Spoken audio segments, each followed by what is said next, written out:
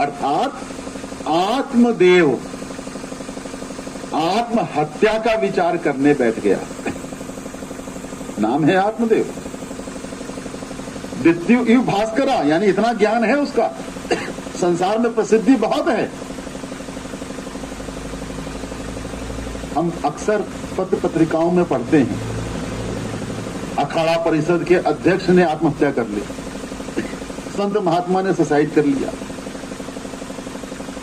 दूसरों को जीवन दर्शन देने वाले जो है वो खुद सुसाइड कर रहे हैं। क्यों? क्योंकि ज्ञान उच्चारण पे तो है, आचरण में नहीं है। अब आत्मदेव ये दृढ़ निश्चय करके कि मैं अपना शरीर त्याग दूंगा, लौट कर नहीं जाऊंगा, बैठ गया है। हट करके इतने में एक बहुत पहुंचे हुए महात्मा जी आए। आप कह सकते हैं भगवान ही आए। अरे जो हमें राह दिखा दे, जो हमें धर्म का मार्ग समझा दे, वही हम लिए भगवत सत्ता। एक सन्यासी पहुंचे। सन्यासी ने पूछा कौन हो भाई, यहां इस बियावान में, इस जंगल में अकेले क्यों बैठे हो? तो आत्मदेव ने अपनी सारी दीन दशा, सारा दुख बताया। आत्मदेव कहता है मेरे जीवन में संतान नहीं, दुखी हूं। आत्मदेव कहता है प्रजा दुखेन शून्यो अहम प्राणास त्यक्तुम इह आगता। क्योंकि मेरे जीवन में संतति सुख नहीं है, मेरी प्रजा नहीं है, मेरा वंश आगे नहीं बढ़ रहा है, इस दुख से मैं दुखी होकर यहां बैठा हूं। धिक जीवितम प्रजाहीनम धिक ग्रहम च प्रजा बिना।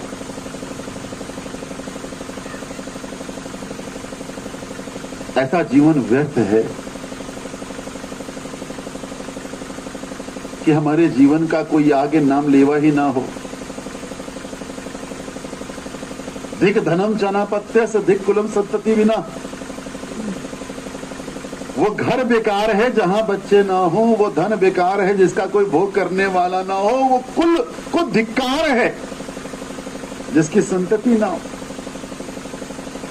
आत्मदेव जो है अपनी दो दुर्दशा बताता है, वो दो लक्षण बताता है, जिससे समझ में आता है उसके यहाँ कितनी नकारात्मकता, कितना दोष है। अब के पहाड़ में एक समस्या हर एक की जुबान पर है, पितृदोष।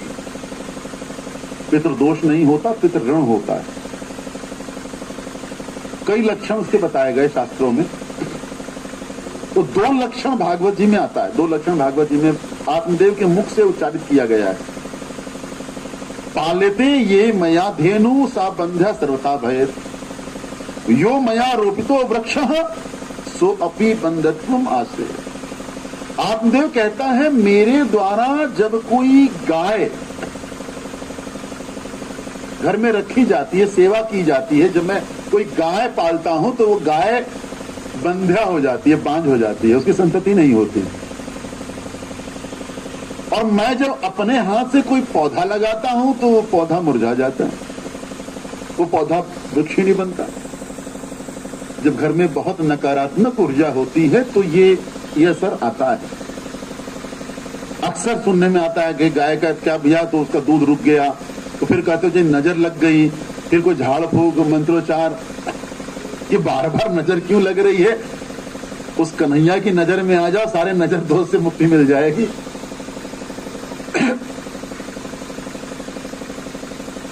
आत्मदेव की दीन दशा सुनने के बाद, आत्मदेव का दुखड़ा सुनने के बाद सन्यासी कहते हैं सुनो, तुम तो बहुत पढ़े लिखे हो, सर्ववेद विशारद हो, मुंच अज्ञानम प्रजारूपम बलिष्ठा कर्मणो गति विवेकम तू समासाद तेज संसार वासना। तुम अज्ञान को छोड़ दो,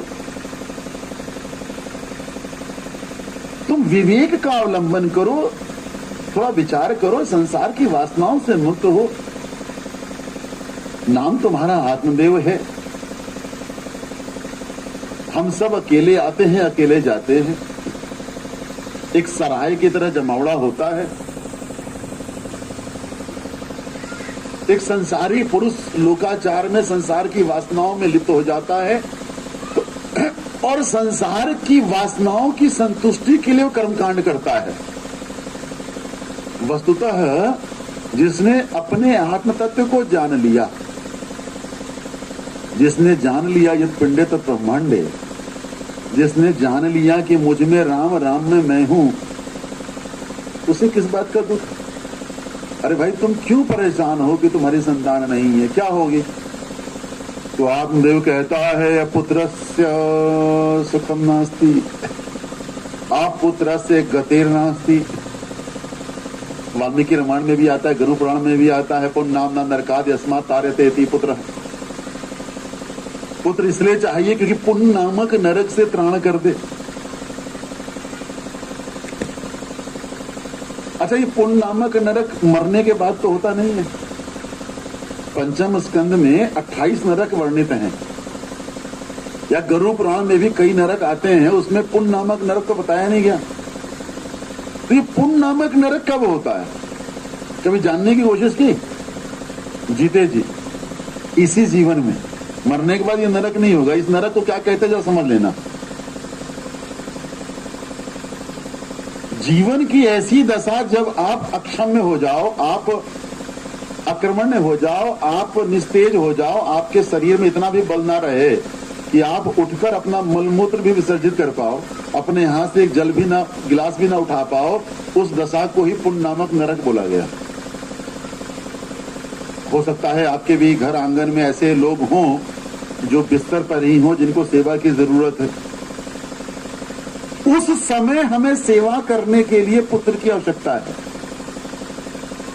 मनुष्य की जो कामना है, वरना ईशोपनिषद तो कहता है ना, कुर्मण्य कर्मणे जिजी विषय सतम समा, कर्म करते हुए हम 100 वर्ष तक जीवन जीने की इच्छा करें। हर एक की कामना यह है कि हम जब तक जिए निरोगी होकर जिए। इसलिए कहा गया प्रथम सुख निरोगी काया, हमें किसी पर आश्रित ना होना पड़े। तो ईमानदारी से अगर आप विवेचन करें, ईमानदारी से अगर आप देखें, घर में यदि कोई माता, कोई बुजुर्ग है ऐसा जिसको सेवा की जरूरत है, तो उसकी सेवा कौन कर रहा है? मैं नहीं कहता कि श्रवण कुमार नहीं है आज के समय में, आज भी सनो कुमार हैं, लेकिन ज्यादातर तो पुत्रियां करती हैं, नहीं करती? हमारी बेटी हो या वो दूसरे की बेटी हो, बहू बनकर आई हो, ज्यादातर तो वही सेवा करती। इसीलिए हमारे शास्त्रों में श्राद्ध कर्म का सबसे अधिक उत्तरदायी दिया गया है पुत्री को। पितरों के कल्याण में जितना पुत्री कल्याणकारी उतना पुत्र नहीं है। अगर पुत्री के पुत्र का हाथ लग जाए, जिसे दोहित्र कहा गया, तो फिर और किसी ब्राह्मण की ही जरूरत नहीं है। अगर पुत्री का पुत्र वो अगर अपने नाना नानी या अपने मामा के पक्ष को तिलांजलि देता है या वो श्राद्ध करना चाहे, तो फिर किसी और ब्राह्मण की ही आवश्यकता नहीं है। शास्त्र तो ये कहते हैं, तो पुत्र की कोई जरूरत नहीं है ना। आपके 16 संस्कारों में एक संस्कार होता है जिसे कहते हैं कपाल क्रिया। अंतिम समय में वो 3 हाथ का वो मोटा सा लठ दिया जाता है और कहते हैं भैया कपाल फोड़ो। तो भैया कपाल फोड़वाने के लिए पुत्र चाहिए, तो फिर मरने की क्या जरूरत है? जीते जी कपाल फोड़ने वाले हैं, नहीं है? फिर मरने की प्रतीक्षा क्यों करना है भाई? जीते जी कपाल फोड़ने वाले बैठे हुए हैं। तो इसके लिए आपको चाहिए, कोई बात नहीं, कोई बात, ठीक है, लगा लो फोटो, कोई बात।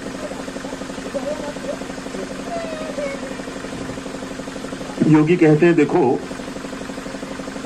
श्रु विप्र मया ते अद्य प्रारब्धम तो विलोकितम सप्त जन्मावधि पुत्रो नेवचा नेवचा। महाराज कहते हैं सुनो आत्मदेव, मैंने अपने योग बल से जान लिया, इस जन्म में तो क्या, अगले 7 जन्म तक तुम्हें संतान सुख नहीं है। हठ मत करो, विवेकवान बनो। तुम आटा, वो जौ के आटे का या चावल के आटे का पिंड बनाकर जो पिंडदान करना चाहते हो, तो जीते जी अपने जीवित श्राद्ध कर दो ना। श्रद्धाया यत् कीर्ते तत् श्राद्धम्। अपने इस शरीर को, इस पिंड को ही दान कर दो।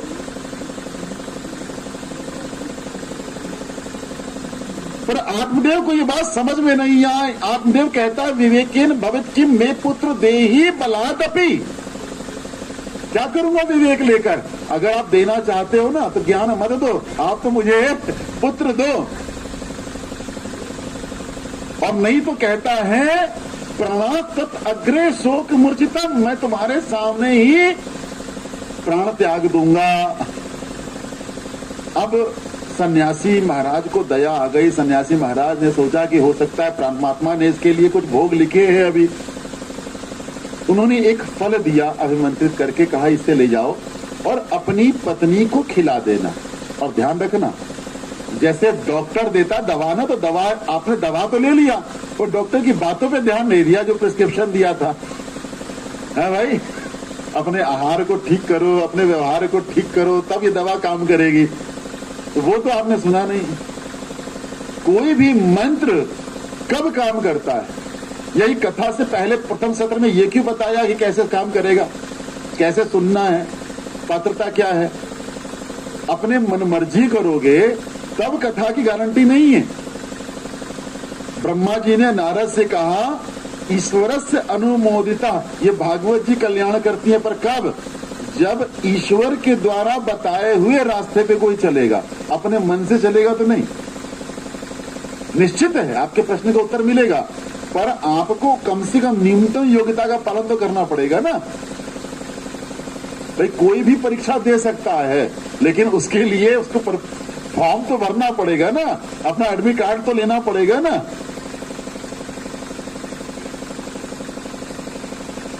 महाराज कहते हैं, सन्यासी कहते हैं तस्य आग्रहम समालोक फलम एकम सतत्वान। वो कहते हैं इदम भक्षा पत्न्या त्वं ततः पुत्रो भविष्यति। और कब होगा? सत्यम शौचम दया दानम एक भक्तम तू भोजनम।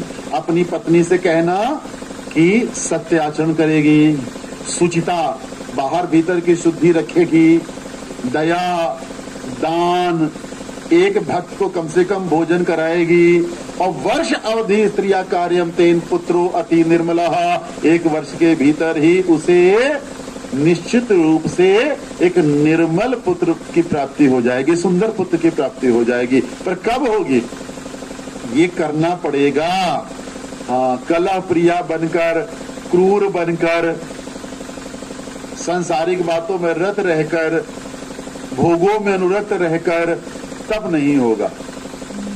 अब आपने कहा कि जी संतान हुई थी, वैष्णो देवी गए थे, हमने सचंडी किया था, हरिवंश पुराण सुना था, हमने ये अनुष्ठान कराया था, संतान हुई, लेकिन ये संतान धुंधकारी क्यों निकल गई?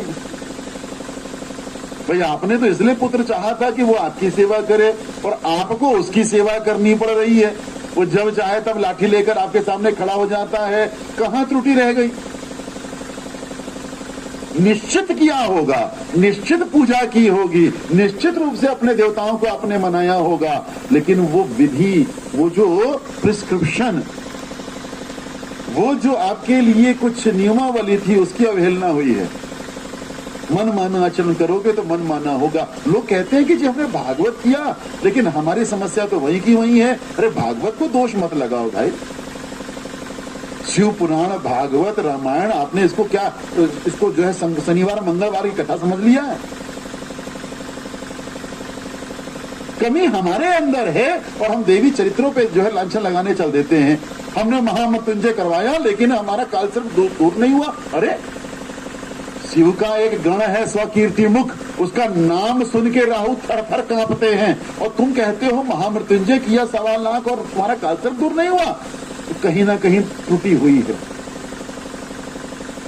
ब्राह्मण की आड़ में कोई जो है नशेड़ी बैठा होगा, कथा तुमने कहीं बेच दी होगी, कहीं ना कहीं तुम्हारे आहार में व्यवहार में शुद्धि रही होगी, तब आप दोष लगा रहे हो सीधे भगवत सत्ता को, उस क्रियाविधि को। इसलिए हर बात को हमें चैतन्य होकर ग्रहण करना पड़ेगा। ये कब फलीभूत होगा? अब धुंधली जो है ना, इसका नाम धुंधली जो है, देखो मैं बार बार निवेदन करता हूं, कभी दिल्ली में या कभी हरिद्वार में कथा, अभी 20 तारीख से हरिद्वार में है, इसलिए नहीं बता रहा हूं कि मेरी कथा है। कथा कैसे सुनी जाती है, फुर्सत मिले तो आना। बड़े बड़े साधक, बड़े जो जो किताबें लिखते हैं ना, वो बकायदा नोटबुक और पेन लेकर बैठते हैं,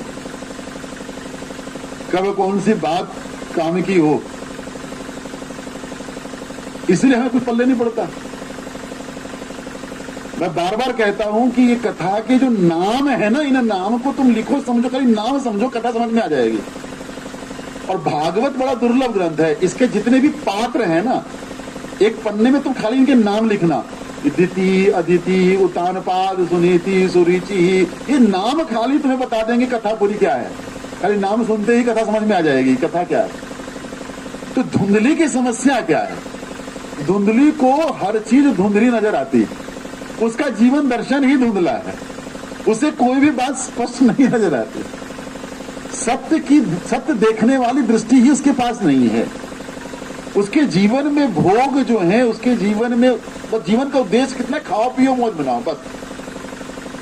अब धुंधली को लाकर आत्मदेव ने फल दिया कि ये कि योगी यति महाराज का फल है, इसे तू ग्रहण कर लेगी तो हमारी संतान होगी। अब धुंधली ने फल लिया पर खाया नहीं, धुंधली फल लेकर बैठी है। इतने में धुंधली की बहन आई। धुंधली की बहन को अभी अभी सूचना मिली थी कि उसको गर्भ ठहरा है, तो अपनी खुशखबरी लेकर आई थी कि बहन मैं पुत्रवती हो गई हूं और अब 9वें मास में जो है मेरा पुत्र होगा। तो धुंधली कहती है, रे मैं क्या बताऊं, मैं तो अभी एक नई समस्या से ग्रसित हूं। धुंधली की बहन पूछती है क्या समस्या? धुंधली कहती है कि तेरे जीजा जी पता नहीं कहां कौन से महाराज से फल ले आए हैं, वो कहते हैं खाओ तो संतान होगी, और मैं संतान नहीं चाहती। क्यों नहीं चाहती?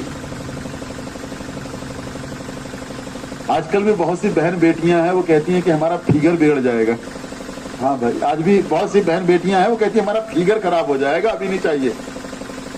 तो धुंधली भी वही है, वो कहती है मेरा सुंदर काया, मेरा ये जो सुंदर तन है बिगड़ जाएगा, मेरा शरीर बेडोल हो जाएगा। और तुझे तो पता है ना, वो प्रसूति काल में कितनी वर्जनाएं होती हैं, ये खाओ, ये मत खाओ, यहाँ जाओ, यहाँ मत जाओ। प्रासुतो दारुणम दुखम सुकुमारी कथम सहे, मैं कितनी सुकुमारी फूल कुमारी हूँ, देख मेरी काया, और जब मैं गर्भ से हो जाऊंगी शरीर भारी हो जाएगा, शिथिल हो जाएगा, कहीं चोर डाकुओं ने अगर हमला किया तो मैं दौड़ नहीं पाऊंगी, मैं घर परिवार की रक्षा नहीं कर पाऊंगी, तमाम समस्या। धुंधली कहती है, लालने पालने दुखम पुष्टाश्च वर्तते, वंध्या व विधवा नारी सुखीनी चेती में मती। धुंधली कहती है, मेरी नजर में ना दो ही स्त्रियां इस संसार में सबसे सुखी हैं। कौन? एक जिसका पति मर गया हो, जो विधवा हो गई हो, कुछ करना धरना नहीं है, बात पे रोको भाई, किसको देंगे, कहाँ जा रहे हो, कहाँ नहीं जा रहे हो, ये कर उच्छृंखल। और दूसरी वो जो बांझ हो, है ना। अरे भाई, घर में छोटे छोटे बच्चे हैं, वो धमा चौकड़ी करेंगे, तुम सोफा सेट करो वो फिर बिगाड़ देंगे, तुम तकिया कितना भी करीने से रखो वो लड़ाई करेंगे, वो करेंगे, तुम कितना भी फर्श साफ करो, डाइनिंग टेबल, वो जूठा गिराएंगे। और वही तो गृहस्थी का आनंद होता है। अब कोई चाहे कि ना मेरा घर में जो भैया वो बिल्कुल ये तकिया यहाँ है तो यही रहे, तो उसको बच्चे खलेंगे, और जिसे बच्चे खलेंगे उसके आंगन में बच्चे होंगे भी नहीं। फिर उनके यहाँ अट्टालिकाएं होंगी, उनके यहाँ कालीन बड़ा अच्छा होगा, पर कालीन पर खेलने वाला, जूठा गिराने वाला फिर बच्चा नहीं होगा। तो धुंधली कहती है कि मेरी नजर में दो स्त्रियां सुखी हैं, एक जो बांझ हो, दूसरी जो विधवा हो। लालन पालन, इसमें कितना दुख होता है। अब धुंधली की बहन कोई विदुषी तो होगी नहीं, धुंधली की बहन कोई गुरुकुल से तो आई नहीं है, वो भी वैसी। धुंधली की बहन कहती है, अच्छा बहन तेरी पीड़ा तो वास्तव में बहुत बड़ी है, अगर तू मेरे पति को कुछ धन देना स्वीकार कर ले तो मैं अपने पति को राजी कर लूंगी कि अपने ये होने वाली ये जो संतान है ना, ये मैं तुझे दे दूंगी। अभी हुई नहीं है, सौदा हो गया धन के एवज में, कि तुम अगर मेरे पति को कुछ धन देना स्वीकार कर लो तो मैं पति को मना लूंगी, जब मेरा संतान होगा मैं संतान तुम्हें दे दूंगी। और तब तक तुमको एक अभिनय करना है, जाके बोल दो फल खा लिया, और धीरे धीरे, भाई कौन देखने आता है घर के अंदर तुम क्या खा रही हो, बस अपने पेट को ढककर कपड़ा बांधकर तो दुनिया को दिखाना है कि हाँ भाई तुम गर्भ से हो। धीरे धीरे सौदा तय हो गया। अब धुंधली कहती है फल का क्या करूं? तो धुंधली की बहन कहती है कि इस फल को गाय को खिला दो। भाई इसकी भी तो परीक्षा हो जाएगी ना। ध्यान रखना, गुरु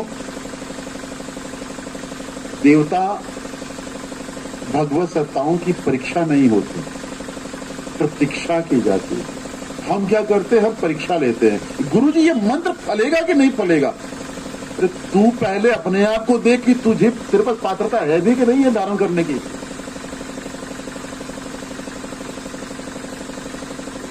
हम देवता बदलते हैं, मंत्र बदल देते हैं, महीने डेढ़ महीने में हमारा जो है पूजा पद्धति बदल जाती है। अभी तक तो मैं ये कर रहा था, इसमें तो अब उतना दम नहीं है, अब दूसरा करेंगे। आपने पिछला जो मंत्र बताया था वो ठीक है, कोई और चमत्कारी मंत्र बताओ, मतलब तुरंत फलना चाहिए।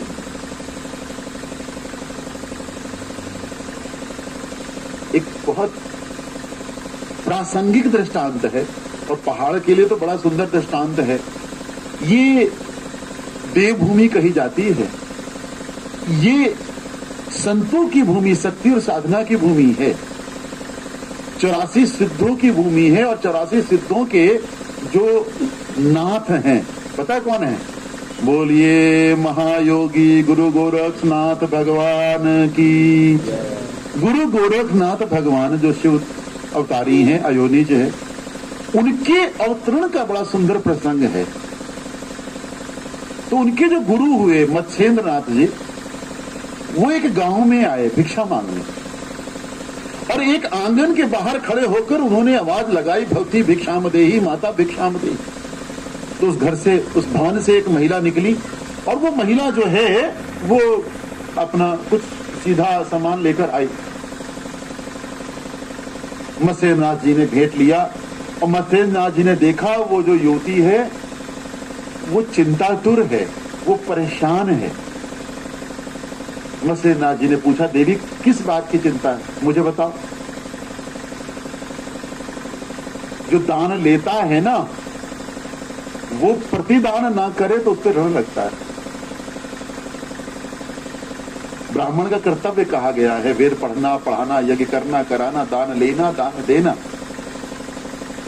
तो मत्स्येंद्र नाथ जी ने जब पूछा कि देवी किस बात की चिंता, उस स्त्री ने कहा कि मेरे घर में संतान नहीं है। दुख एक ही है, सब कुछ है पर संतति सुख नहीं है।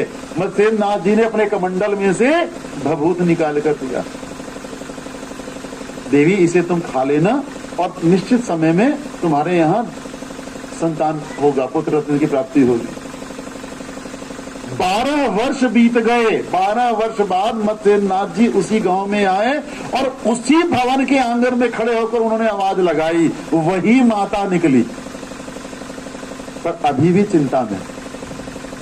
मत्स्येंद्र नाथ जी कहते हैं, माता तो भिक्षा बाद में दे, पहले बता तेरी चिंता क्या है। अब माता ने पहचाना, रे ये तो वही बाबा है जो 12 वर्ष पहले आया था। माता ने वही चिंता रख दी, घर में संतान नहीं है। मत्स्येंद्र नाथ जी कहते हैं, हो नहीं सकता। ये बता, पिछले बार जब मैं आया था तो तुझे मैंने भभूत दी थी, क्या किया तूने? खाया तो नहीं, कि खाया होता तो संतान होती। अब माता कहती है, मैं भभूत लेकर गई पति के पास, पति ने कहा पागल है क्या, भभूत से संतान होती है? ऐसा है ना, कृपा किस रूप में आए ये हमें क्या मालूम। तुम कहते हो दवा तुम पे असर कर रही है, ध्यान रखना, असर करना होगा तो मिट्टी भी करेगी अगर भरोसा होगा तुम्हें। जब तक तुम्हें भभूत पर भरोसा था, भभूत काम कर रही थी, अब भभूत से भरोसा हट गया, दवा पे भरोसा आया तो दवा काम करने लगी।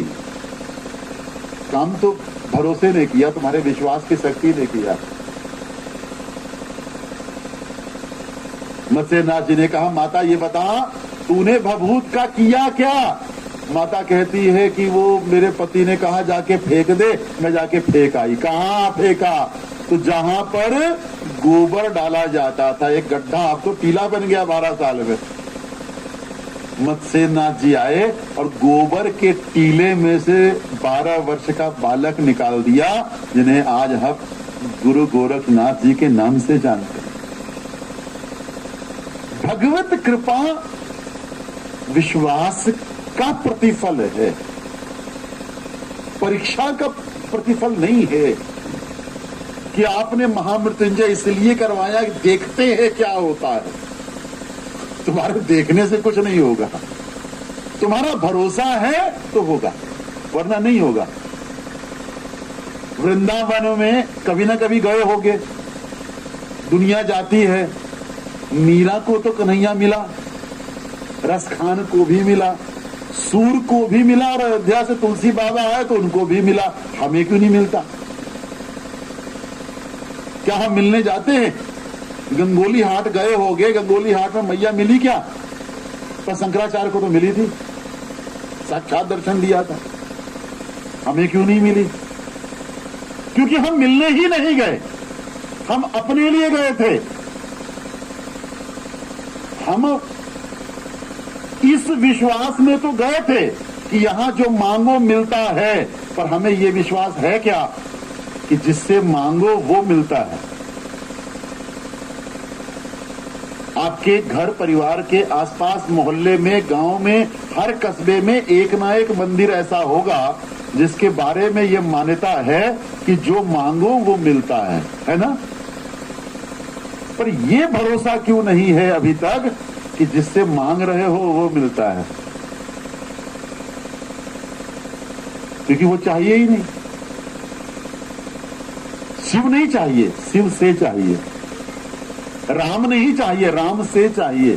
काली नहीं चाहिए, कड़वा है पर सत्य है, काली से चाहिए।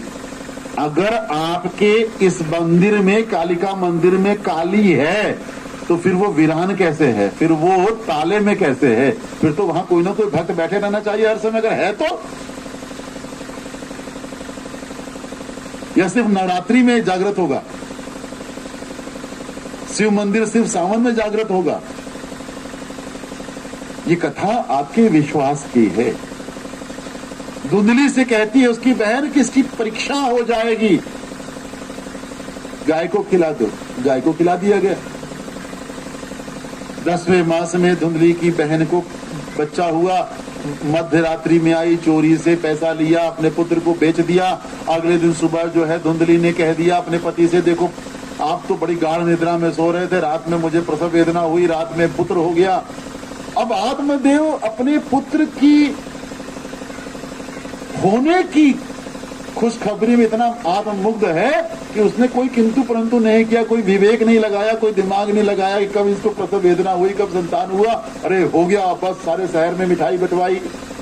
3 महीने बाद जिस गाय को फल खिलाया गया था, उस गाय को भी एक मानव का बच्चा हुआ। उसके कान गाय के कान की तरह थे, इसलिए नाम हुआ गोकर्ण। आत्मदेव अपने बालक का नाम रखना चाहता था ब्रह्मदेव। मैं आत्मदेव तो पुत्र ब्रह्मदेव। पर धुंधली कहती है तुम्हारा बालक थोड़ी ना, जन्म नहीं दिया पर आसक्ति है, अधिकार पूरा है।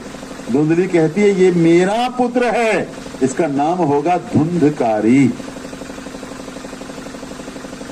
कुमार कहते हैं नारद जी, क्रियत कालेन तो जातो तरणो तनवा बुभो, गोकर्ण हो पंडितो ज्ञानी, धुंधकारी महाखला। कहते ना पूत के पांव पालने में नजर आ जाते हैं। तो बाल अवस्था में ही दोनों बच्चों के रंग ढंग दिखने लगे। गोकर्ण महापंडित हुए और धुंधकारी महाखला। ये धुंधकारी है कौन? ठीक से समझ में कथा अगर आ जाए तो आपको चारों ओर नजर आ जाएंगे। आज धुंधकारी घर घर में आज धुंधकारी भरे पड़े हैं। जड़ में जाओगे तो वही समझ में आएगी। देखो फिर बार बार सत्य से विमुख मत हो। अगर आप नहीं चाहते हैं आपके घर में धुंधकारी हो, तो सबसे पहले तो धुंधली की वृत्ति रोकनी पड़ेगी। सबसे तो पहले आपको अपने घर से धुंधली को भगाना पड़ेगा। लोक वार्ता, प्रता, क्रूरा, कलह प्रिया, उस प्रवृत्ति को हटाए बिना धुंधकारी का आना नहीं रुक सकता। धुंधकारी कौन है? स्नानम शौचम क्रियाहीनम दुर्भक्षी लुर्कोध वर्धिता दुष्परिग्रहता च स्वहस्तेन भोजनम। वो जो स्नान से हीन है, सुचिता से हीन है, दुर्भक्षी है, कुछ भी मिला खा गया, हमेशा गुस्से में, हमेशा क्रोध में, किसी का भी धन लेना चाहता है, कुछ भी हरण करना चाहता है। अगर आपने अपने बच्चों को ध्रुव, नचिकेता, श्रवण कुमार की कथाएं सुनाई होती तो वो कभी भी ऐसे नहीं हो सकते हैं कि वो तुम्हारी आंख में आंख डालकर कहें कि तुमने हमारे लिए किया क्या है। कहीं तो त्रुटि हुई है, कहीं तो चूक हुई है। सत्य से विमुख मत होना। भगवान सत्यनारायण तुम्हारा कोई कल्याण नहीं कर पाएंगे, सत्य स्वीकार करना पड़ेगा। जब जागो तब सवेरा, कम से कम हमारे जीवन में तो हो ही जाएगा। जो लोग कहते हैं ना सत्य कड़वा होता है, ये वो लोग हैं जो कभी सत्य ना सुनना चाहते हैं ना सत्य जानना चाहते हैं। ये बीमार लोग हैं। जैसे कोई रोगी होता है ना, रोगी बीमार, उसको आप कोई मधुर भोजन कराओ, मीठा भोजन कराओ तो उसे कड़वा लगता है। उसी तरह हम जो है पूर्णतः रोगग्रस्त हैं, हमें सच्ची बात अच्छी नहीं लगती। हमें अच्छी बात कौन सी लगती है? जो चाटुकारिता वाली हो। वाल्मीकि रामायण में मारीच ने ज्ञान दिया है रावण को, बड़ा सुंदर ज्ञान है। सुलभा पुरुषा राजन सतता प्रियवादिना अप्रियश्च पथ्यस वक्ता श्रोता सुदुर्लभा। मारीच कहता है संसार में प्रिय बोलने वाले वक्ता और प्रिय बोलने वाले श्रोता बहुत सुलभ हैं, आसानी से मिल जाएंगे।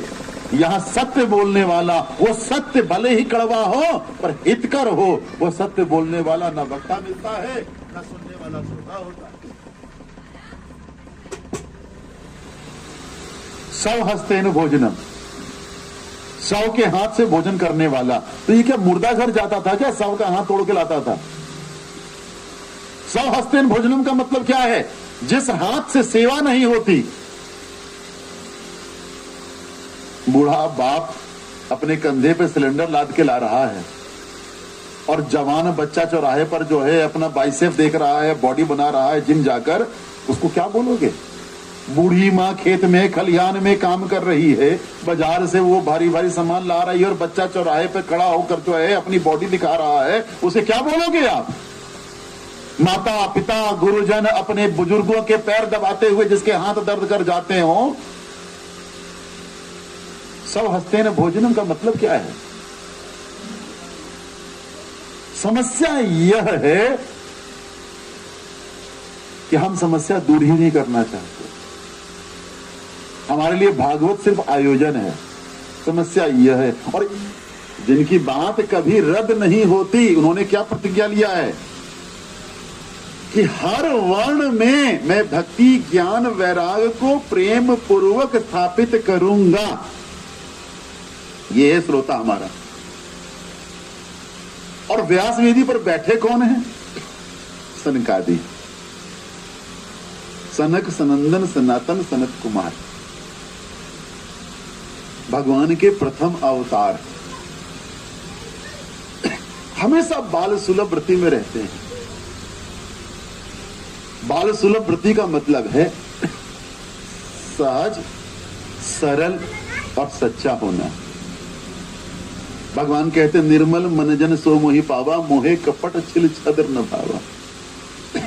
ये जो व्यास वेदी है ना, ये व्यास वेदी भेद बुद्धि की वेदी नहीं है।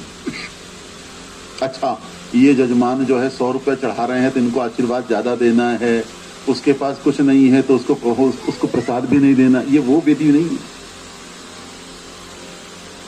ये सबके लिए एक समान है। भगवती गंगा में जब आप डुबकी लगाते हो तो गंगा आपसे आपका आधार कार्ड नहीं पूछती कि किस नाम, किस वर्ण, किस गोत्र के हो। तुम गंगा जल को ले जाकर शिवलिंग का अभिषेक करोगे कि भैंस का स्नान कराओगे कि तुम खुद का स्नान करोगे या अपनी गाड़ी धो लोगे, गंगा आपसे नहीं पूछती। चारों ओर देखो ब्रह्म वेदी है, चारों ओर। ये धरती, ये पेड़ पौधे, ये हवा, ये सूर्य, सब ब्रह्म है। ये ब्रह्म वेदी।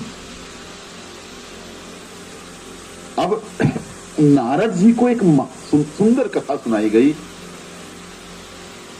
कुमार कहते हैं, हे देवर्षि, तुम भद्रा नदी के तट पर एक बहुत सुंदर नगरी में आत्मदेव नाम के ब्राह्मण रहते हैं। आत्मदेव पुरे तस्मिन सर्ववेद विशारद। पहले आत्मदेव की जरा उपलब्धि सुनो। पूर्व सत्र में मैंने कहा था ज्ञानी होना और ज्ञान स्वरूप होना दो अलग अलग बातें। ज्ञान की बात करना और ज्ञानी होना ये अलग अलग बातें हैं। जो वास्तविक ज्ञानी होता है वो ज्ञान स्वरूप होता है, वो बोलता नहीं है। उसे बताने की जरूरत नहीं पड़ती कि मैंने कौन से गुरुकुल से पढ़ा है और कितनी डिग्रियां ली हैं। और जो मुख से बोल रहा है इसका मतलब अभी उसको प्राप्त करने में बहुत विलंब है। इनके बारे में कहा गया सर्ववेद विशारद, श्रोत स्मार्तेषु निष्णांतो द्वितीय भास्कर। श्रुति शास्त्रों में पारंगत हैं, निष्णांत पूर्ण पंडित हैं, द्वितीय भास्कर, दूसरे सूर्य की तरह। इनकी इतनी बड़ी ख्याति है संसार में, इनकी उपलब्धियों की वजह से इन्हें सूर्य की तरह उपमा है। मतलब तेजवान प्रकाशवान कीर्ति इनकी फैली हुई है।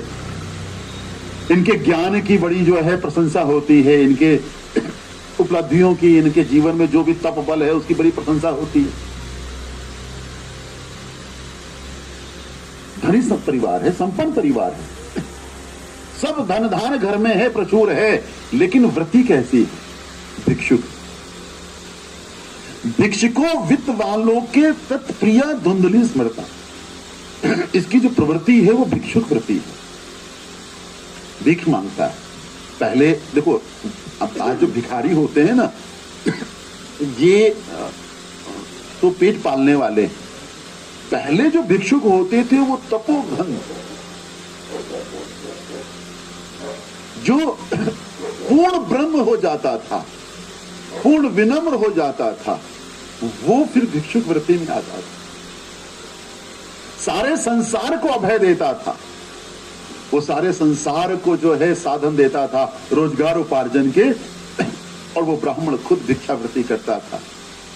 अर्थात पूर्ण शीलवान होकर, विनम्र होकर, विनीत होकर दर दर जाकर जो है अपने गुजारे के लिए मांगता था। इसकी जो पत्नी थी उसका नाम है धुंधली।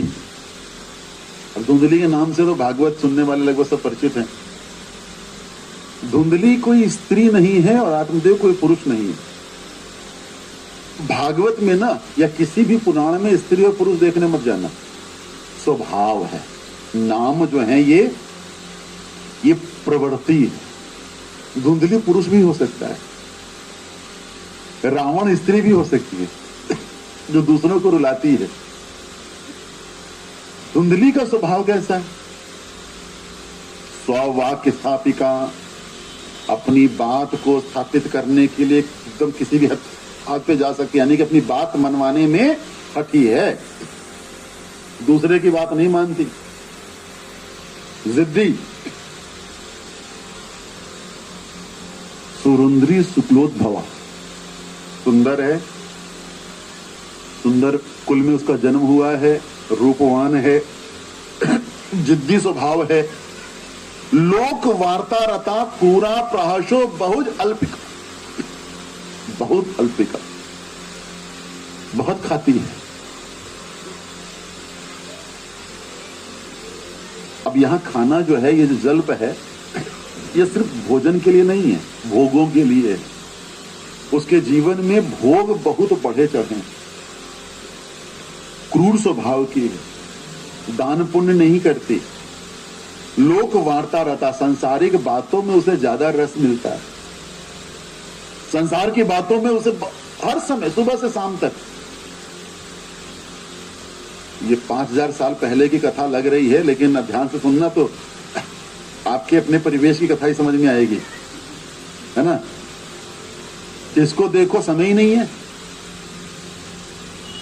घर घर में एक तो बेड़ा गर्क कर दिया वो आजकल मोबाइल, और उसमें जब से वो फ्री वाला आजकल आया ना, अनलिमिटेड, घंटों लगे हुए, क्या बात कर रहे हैं ना। अच्छा, बोलने वाले से पूछो कि तुमने क्या बात की, 1 घंटे उसने बात की, 1 घंटे बाद वो कहेगा कुछ भी तो नहीं। वो दिन भर में 3-4 बार वो लगता है, लेकिन समय ही नहीं है। लोक वार्ता रहता, सांसारिक बात कभी खत्म नहीं होती। कभी खत्म नहीं होती, संसार की बात चलती रहती है। इतना ही थोड़ी ना है, सूरा च ग्रह कृतेषु कर्पणा कला प्रिया, अपने घर के कार्य को करने में दक्ष, ऐसा नहीं अपना घर कार्य के बाद अपने घर को सजाकर संवार कर रखती है, कृपण है। लेकिन सबसे बड़ा दुर्गुण है कलह प्रिया।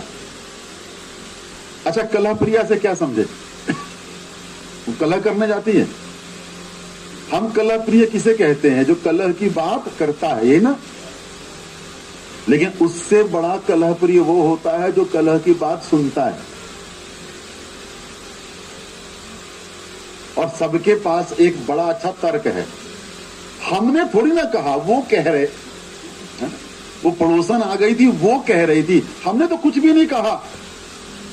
अच्छा, तुम अपने घर का काम कर रहे हो, मान लो जो भी तुम्हारा काम है, और कोई आया, उसने किसी का निंदा पुराण करना शुरू किया, तुम रोक दो? नहीं, सच ये है कि हम कलह प्रिय हैं। हमें अच्छा लगता है कलह की बात सुनना, किसके घर में क्या हो रहा है, किसने किसको जो है गाली दिया, किसने किसको लाठी मारा, किसकी बेटी भाग गई तो किसका दामाद जो है बेटी छोड़ आया, किसकी बहू नहीं पानी देती है। हमें ये बातें अच्छी लगती। कोई आकर सत्संग की बात करे, हम उसको ध्यान ही नहीं देंगे। हमें कथा, हमारे कितने घर है, अच्छा मोहल्ले में लिस्ट बना लो, या अपने घर को देखो कि पिछली बार कथा सुनी थी, उस कथा की चर्चा हमारे यहां कब तक रही, कितने दिन रही? चलो अभी तो कथा चल रही है, तो हो सकता है कि कथा की कोई बात, एक दो बात याद रह जाए, रात में चर्चा कर लो, पर कितने दिन?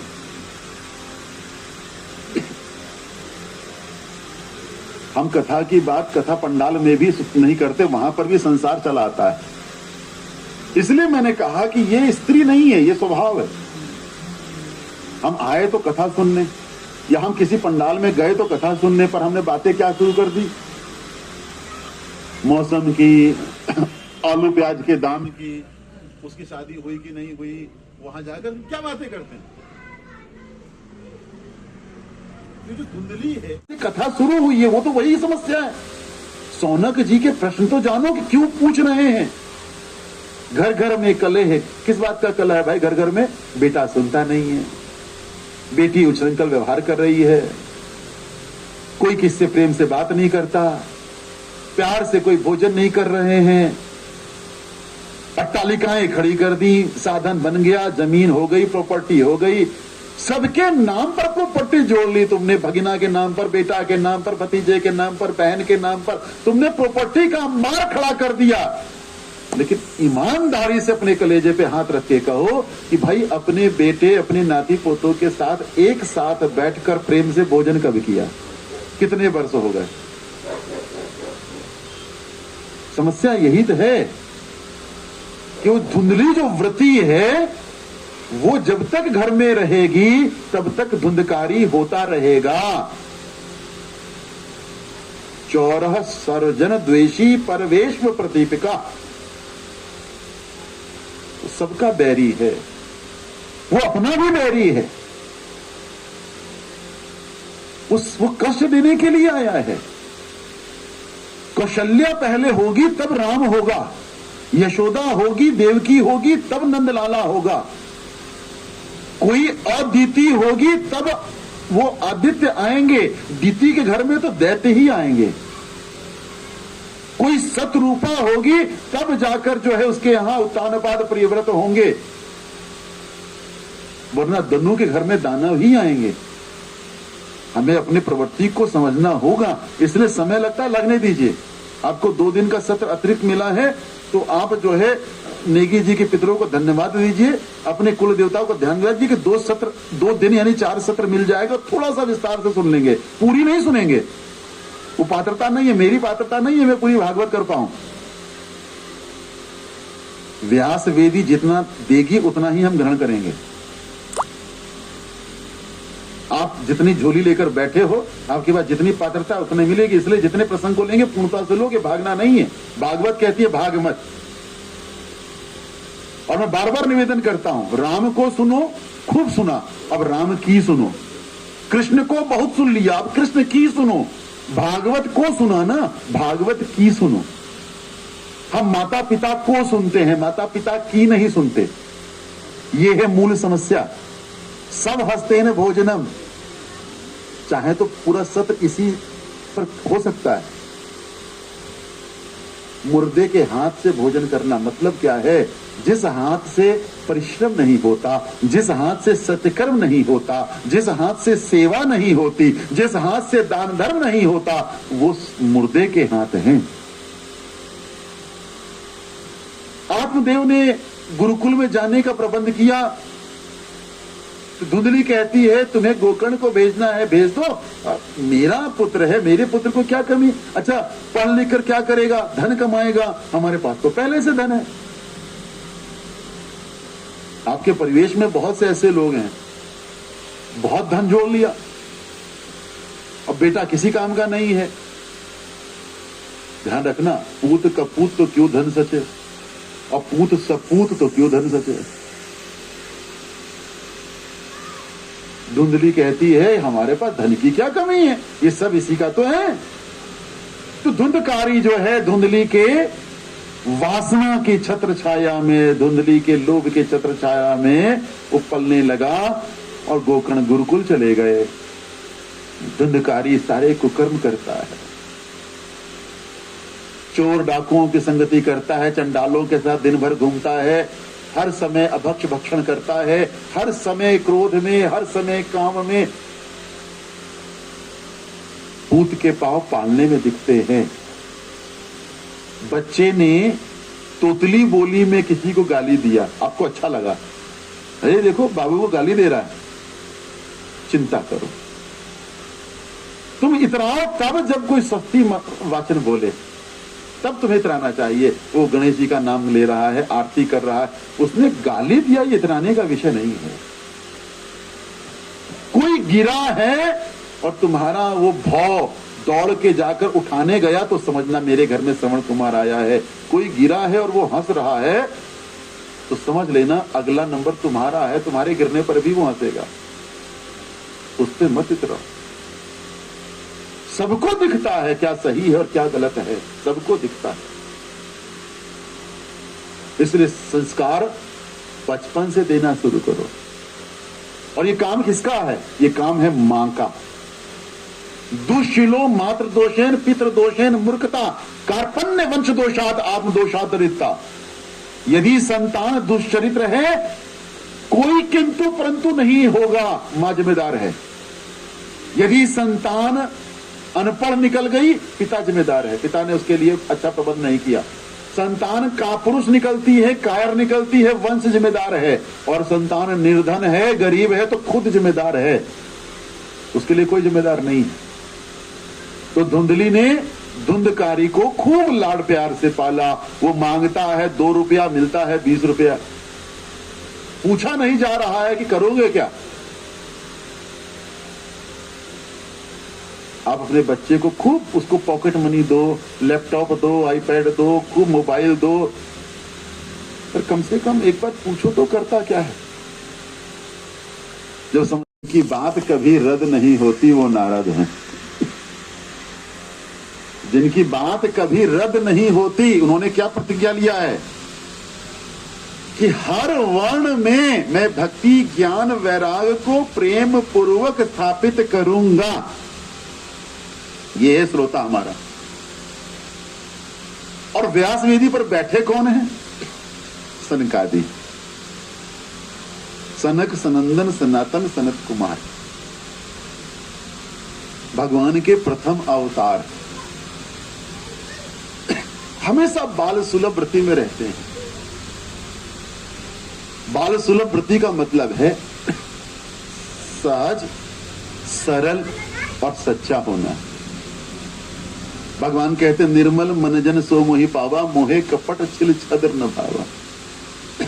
ये जो व्यास वेदी है ना, ये व्यास वेदी भेद बुद्धि की वेदी नहीं है।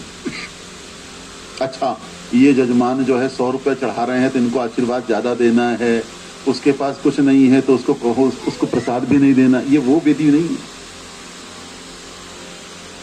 ये सबके लिए एक समान है। भगवती गंगा में जब आप डुबकी लगाते हो तो गंगा आपसे आपका आधार कार्ड नहीं पूछती कि किस नाम, किस वर्ण, किस गोत्र के हो। तुम गंगा जल को ले जाकर शिवलिंग का अभिषेक करोगे कि भैंस का स्नान कराओगे कि तुम खुद का स्नान करोगे या अपनी गाड़ी धो लोगे, गंगा आपसे नहीं पूछती। चारों ओर देखो ब्रह्म वेदी है, चारों ओर। ये धरती, ये पेड़ पौधे, ये हवा, ये सूर्य, सब ब्रह्म है। ये ब्रह्म वेदी। अब नारद जी को एक सुंदर कथा सुनाई गई। कुमार कहते हैं, हे देवर्षि, तुम भद्रा नदी के तट पर एक बहुत सुंदर नगरी में आत्मदेव नाम के ब्राह्मण रहते हैं। आत्मदेव पुरे तस्मिन सर्ववेद विशारद। पहले आत्मदेव की जरा उपलब्धि सुनो। पूर्व सत्र में मैंने कहा था ज्ञानी होना और ज्ञान स्वरूप होना दो अलग अलग बातें। ज्ञान की बात करना और ज्ञानी होना ये अलग अलग बातें हैं। जो वास्तविक ज्ञानी होता है वो ज्ञान स्वरूप होता है, वो बोलता नहीं है। उसे बताने की जरूरत नहीं पड़ती कि मैंने कौन से गुरुकुल से पढ़ा है और कितनी डिग्रियां ली हैं। और जो मुख से बोल रहा है इसका मतलब अभी उसको प्राप्त करने में बहुत विलंब है। इनके बारे में कहा गया सर्ववेद विशारद, श्रोत स्मार्तेषु निष्णांतो द्वितीय भास्कर। श्रुति शास्त्रों में पारंगत है, निष्णांत पूर्ण पंडित हैं, द्वितीय भास्कर, दूसरे सूर्य की तरह। इनकी इतनी बड़ी ख्याति है संसार में, इनकी उपलब्धियों की वजह से इन्हें सूर्य की तरह उपमा है। मतलब तेजवान प्रकाशवान कीर्ति इनकी फैली हुई है। इनके ज्ञान की बड़ी जो है प्रशंसा होती है, इनके उपलब्धियों की, इनके जीवन में जो भी तप बल है उसकी बड़ी प्रशंसा होती है। धनी सब परिवार है, संपन्न परिवार है, सब धन धान घर में है, प्रचुर है, लेकिन वृत्ति कैसी? भिक्षुक। भिक्षुको वित्त वालों के तत्प्रिया धुंधली स्मृता। इसकी जो प्रवृत्ति है वो भिक्षुक वृत्ति है, भिक्ष मांगता है। पहले देखो, अब आज जो भिखारी होते हैं ना, ये तो पेट पालने वाले। पहले जो भिक्षुक होते थे वो तपोधन, जो पूर्ण ब्रह्म हो जाता था, पूर्ण विनम्र हो जाता था, वो फिर भिक्षुक वृत्ति में आता था। सारे संसार को अभय देता था, वो सारे संसार को जो है साधन देता था रोजगार उपार्जन के, और वो ब्राह्मण खुद भिक्षावृत्ति करता था। अर्थात पूर्ण शीलवान होकर, विनम्र होकर, विनीत होकर दर दर जाकर जो है अपने गुजारे के लिए मांगता था। इसकी जो पत्नी थी उसका नाम है धुंधली। अब धुंधली के नाम से तो भागवत सुनने वाले लगभग सब परिचित हैं। धुंधली कोई स्त्री नहीं है और आत्मदेव कोई पुरुष नहीं है। भागवत में ना या किसी भी पुराण में स्त्री और पुरुष देखने मत जाना, स्वभाव है। नाम जो है ये प्रवृत्ति है। धुंधली पुरुष भी हो सकता है, रावण स्त्री भी हो सकती है जो दूसरों को रुलाती है। धुंधली का स्वभाव कैसा है?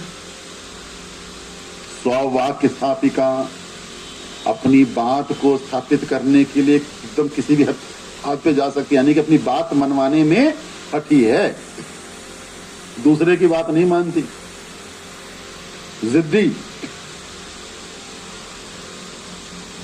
सुरुंद्री शुक्लोद्भवा, सुंदर है, सुंदर कुल में उसका जन्म हुआ है, रूपवान है, जिद्दी स्वभाव है। लोक वार्ता रता पूरा प्रहर्षो बहुत अल्पिका, बहुत अल्पिका, बहुत खाती है। अब यहां खाना जो है, ये जो जल्प है, ये सिर्फ भोजन के लिए नहीं है, भोगों के लिए है। उसके जीवन में भोग बहुत बढ़े चढ़े। क्रूर स्वभाव की है, दान पुण्य नहीं करती, लोक वार्ता रहता, सांसारिक बातों में उसे ज्यादा रस मिलता है। संसार की बातों में उसे हर समय सुबह से शाम तक, ये 5000 साल पहले की कथा लग रही है, लेकिन ध्यान से सुनना तो आपके अपने परिवेश की कथा ही समझ में आएगी, है ना। इसको देखो, समय ही नहीं है। घर घर में एक तो बेड़ा गर्क कर दिया वो आजकल मोबाइल, और उसमें जब से वो फ्री वाला आजकल आया ना, अनलिमिटेड, घंटों लगे हुए, क्या बात कर रहे हैं ना। अच्छा, बोलने वाले से पूछो कि तुमने क्या बात की, 1 घंटे उसने बात की, 1 घंटे बाद वो कहेगा कुछ भी तो नहीं। वो दिन भर में 3-4 बार वो लगता है, लेकिन समय ही नहीं। लोक वार्ता रहता, सांसारिक बात कभी खत्म नहीं होती, कभी खत्म नहीं होती, संसार की बात चलती रहती है। इतना ही थोड़ी ना है, सूरा च ग्रह कृतेषु कर्पणा कला प्रिया, अपने घर के कार्य को करने में दक्ष है। ऐसा नहीं अपना घर कार्य के बाद अपने घर को सजाकर संवार कर रखती है, कृपण है। लेकिन सबसे बड़ा दुर्गुण है कलह प्रिया। अच्छा, कलह प्रिया से क्या समझे? वो कलह करने जाती है। हम कलह प्रिय किसे कहते हैं? जो कलह की बात करता है, ये ना। लेकिन उससे बड़ा कलह प्रिय वो होता है जो कलह की बात सुनता है। और सबके पास एक बड़ा अच्छा तर्क है। हमने थोड़ी ना कहा, वो कह रहे, वो पड़ोसन आ गई थी, वो कह रही थी, हमने तो कुछ भी नहीं कहा। अच्छा, तुम अपने घर का काम कर रहे हो, मान लो जो भी तुम्हारा काम है, और कोई आया, उसने किसी का निंदा पुराण करना शुरू किया, तुम रोक दो? नहीं, सच ये है कि हम कलह प्रिय हैं। हमें अच्छा लगता है कलह की बात सुनना। किसके घर में क्या हो रहा है, किसने किसको जो है गाली दिया, किसने किसको लाठी मारा, किसकी बेटी भाग गई तो किसका दामाद जो है बेटी छोड़ आया, किसकी बहू नहीं पानी देती है, हमें ये बातें अच्छी लगती। कोई आकर सत्संग की बात करे, हम उसको ध्यान ही नहीं देंगे। हमें कथा, हमारे कितने घर है, अच्छा मोहल्ले में लिस्ट बना लो, या अपने घर को देखो कि पिछली बार कथा सुनी थी, उस कथा की चर्चा हमारे यहां कब तक रही, कितने दिन रही। चलो अभी तो कथा चल रही है, तो हो सकता है कि कथा की कोई बात, 1-2 बात याद रह जाए, रात में चर्चा कर लो, पर कितने दिन?